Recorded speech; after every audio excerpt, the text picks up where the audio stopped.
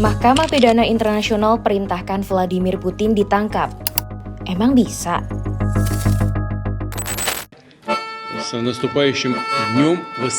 Mahkamah Pidana Internasional atau International Criminal Court mengeluarkan surat perintah penangkapan Presiden Rusia Vladimir Putin pada Jumat 17 Maret 2023. Surat penangkapan itu ditujukan kepada Putin atas tuduhan kejahatan perang dan deportasi paksa anak-anak Ukraina selama operasi militer berlangsung sejak 24 Februari 2022.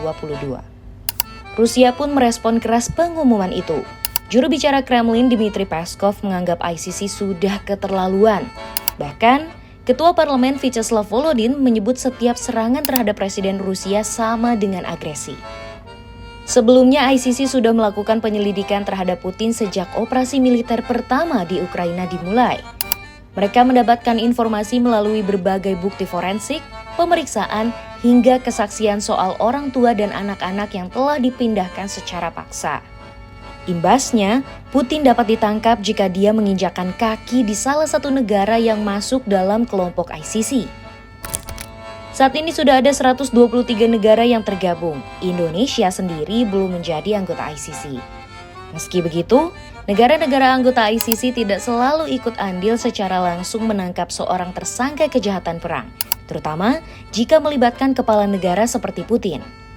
Hal ini terjadi pada mantan Presiden Sudan Omar al-Bashir yang juga pernah mendapatkan surat perintah penangkapan dari ICC di tahun 2009 hingga 2010.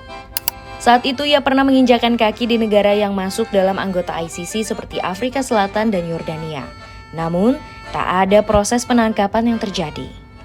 Argumen serupa pun disampaikan oleh asisten profesor hukum internasional publik di Universitas Leiden, Cecily Rose, yang mengatakan bahwa Putin tidak mungkin berakhir sebagai pelaku kejahatan perang kecuali ada perubahan rezim di Rusia. Sebenarnya ada juga tokoh-tokoh kenegaraan yang berhasil diadili oleh ICC karena kejahatan perang dan kemanusiaan yang telah mereka lakukan. Misalnya, Presiden Liberia di era 1997 hingga 2003 Charles Taylor. Dia dihukum pada 2012 atas kejahatan perang dan kejahatan terhadap kemanusiaan dalam Perang Saudara Sierra Leone di tahun 1991 hingga 2002. Selain Taylor, ex-presiden Serbia Slobodan Milosevic juga sempat diadili oleh ICC. Namun, dia meninggal di balik jeruji di Den Haag pada 2006. Dia diadili atas kejahatan genosida dalam Perang Yugoslavia. Sementara itu, ex-presiden Serbia Bosnia Radovan Karadzic ditangkap pada 2008 dan menjalani hukuman penjara seumur hidup. Dia dinyatakan bersalah atas genosida, kejahatan perang dan kejahatan kemanusiaan selama Perang Bosnia tahun 1992 hingga 1995.